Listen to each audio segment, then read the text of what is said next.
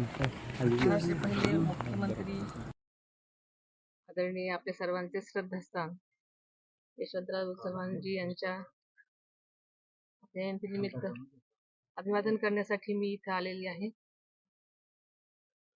आणि हे सगळं करत असताना मन माझं भरून येते.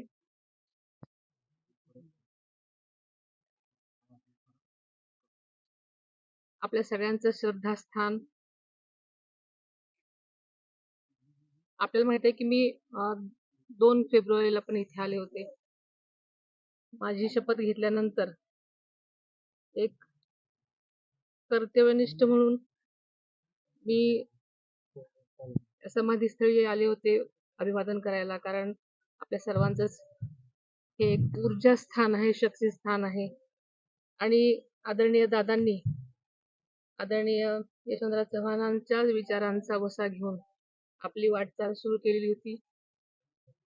दादांना नेहमीच त्यांच्या सर्वच दादांचं ते शक्ती स्थान होतं, स्फूर्ती स्थान होतं आणि त्यांच्या पावलावर पाऊल टाकून त्यांची वाटचाल केलेली होती आणि मी सुद्धा याच पद्धतीने वाटचाल करण्याचा आपल्या सगळ्यांना मी शब्द देतो. आता काही वेळापूर्वीच अधिवेशन बॉम्ब असल्याची एक थ्रेट आलेला आहे आणि असा मेल आला होता, त्यामुळे आता विधानसभा खाली केलेली होती.